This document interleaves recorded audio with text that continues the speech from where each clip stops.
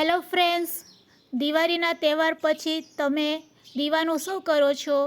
જો તમે દીવાને ખાલી ધોઈને મૂકી દેતા હોય તો આ વિડીયોને એન્ડ સુધી જરૂરથી જોજો. આજે આપણે આ દીવામાંથી એટલે કે કોળિયામાંથી પિતાંબરી પાવડર બનાવીશું. એકદમ મફત બની જશે. કોઈ પણ મોંઘી વસ્તુનો ઉપયોગ કર્યા વગર ઘરમાં રહેલી વસ્તુમાંથી આજે આપણે આ પિતાંબરી પાવડર બનાવવાના છે.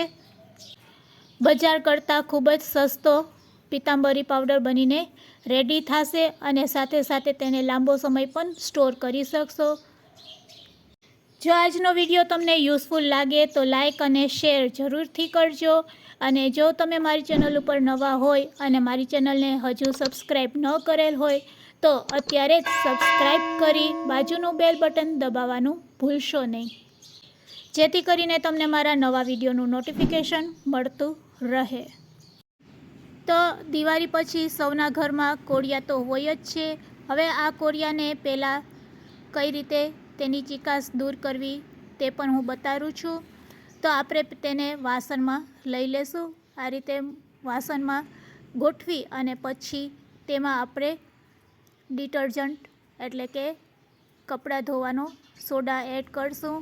તમે લિક્વિડ પણ વાપરી શકો છો અને શેમ્પૂ વાપરવું હોય તો શેમ્પૂ પણ વાપરી શકો છો.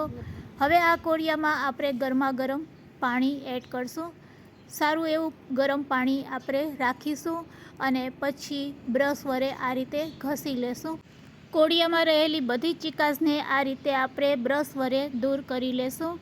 તો બધા કોળિયાને આપણે આ રીતે સારી રીતે સાફ કરતા જઈશું અને સરસ સાફ થઈ જાય એટલે તેને આપણે બીજા ગરમ પાણીમાં એડ કરતા જઈશું.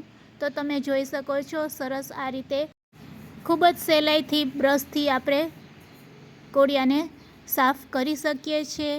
અને સાફ કર્યા પછી આપણે બાજુમાં ગરમ પાણી રાખવાનું અને તેમાં આ કોળિયાને આપણે એડ કરતા જઈશું એટલે સરસ કોળિયા આપણા ધોવાઈ જશે. તો અહીંયા આપણા બધા કોળિયા તો ધોવાઈ ગયા છે અને તમે પાણીમાં જોઈ શકો છો કેટલી ચીકાશ રહી ગઈ છે.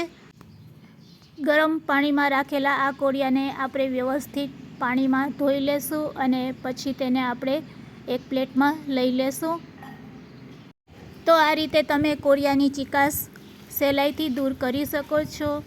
હવે આપણે તેનો પાવડર બનાવવાનો છે. તો ભીના કોળિયાને આપણે થોડીક વાર તડકે રાખીશું અને સુકાઈ જાય એટલે તેને આપણે ખાંડરી દસ્તાની મદદથી ખાંડી લેશું. તો આ રીતે આપણે પહેલાં કોળિયાને દસ્તા વડે ખાંડી લેશું. તો આ રીતે થોડોક ભૂકો થાય પછી તેને આપણે મિક્સચર જારમાં લઈ લેશું. તો પહેલાં તમારે આ રીતે ખાંડરીમાં અચકચરું ક્રશ કરી લેવાનું અને પછી આપણે મિક્સચર જાર લેશું.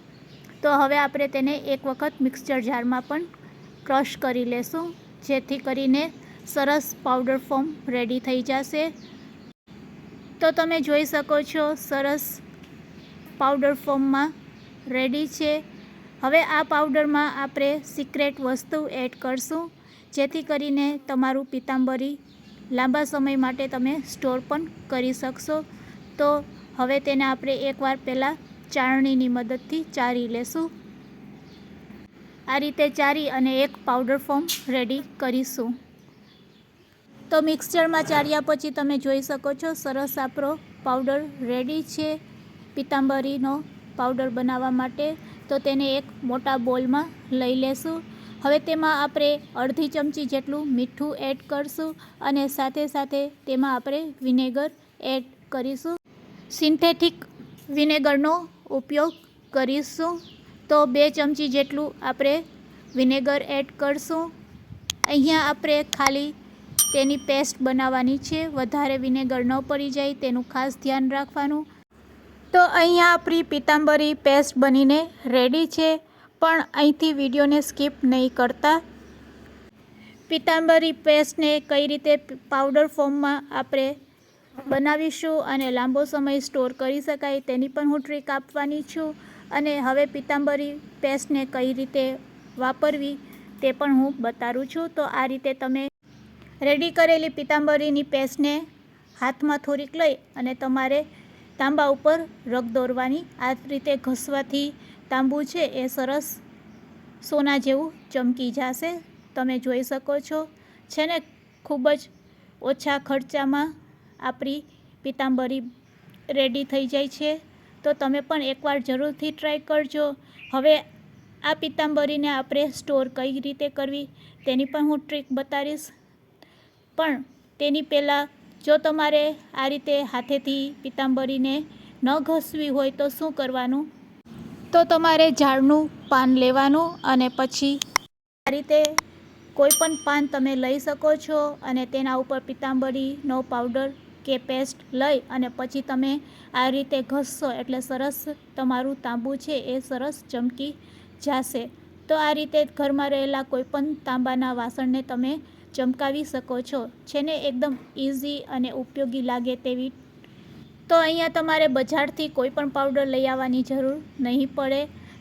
તે જ રીતે મંદિરમાં રહેલા તાંબા પિત્તળના વાસણને પણ સોના જેવા ચમકાવી શકો છો. તો બસ આ રીતે તમે મંદિરના વાસણને પણ સારી રીતે ચમકાવી શકો છો. હવે આપણે પેસ્ટને પાવડર ફોર્મમાં કઈ રીતે તૈયાર કરીશું, તો તમારે એક વસ્તુનું ખાસ ધ્યાન રાખવાનું. રેડી કરેલી પિતાંબરી પેસ્ટને આપણે કોઈ પણ પ્લાસ્ટિકની ડીશમાં અથવા તો પ્લાસ્ટિકની કોથળી હોય તેના ઉપર આ રીતે સ્પ્રેડ કરી દેશું. આ રીતે સ્પ્રેડ કર્યા પછી તેને 2 કલાક માટે તડકે રાખી દેશું. તો આ રીતે આપણે પિતાંબરી પાવડર બનાવીને રેડી કરીશું. 2 કલાક તડકે રાખીશું. 2 કલાક તડકે રાખ્યા પછી આ રીતે પિતાંબરી પાવડર બનીને રેડી થઈ જશે. તમારે તેને આ રીતે ભેગો કરી લેવાનો. તો અહીંયા પિતાંબરી પાવડર બનીને રેડી છે. આ રીતે પિતાંબરી પાવડર બનાવીને તમે લાંબો સમય માટે સ્ટોર પણ કરી શકો છો. તો આજનો વિડીયો તમને કેવો લાગ્યો તે કમેન્ટ્સમાં જરૂરથી કહેજો. યુઝફુલ લાગ્યો હોય તો શેર કરવાનું ભૂલશો નહીં. Thanks for watching.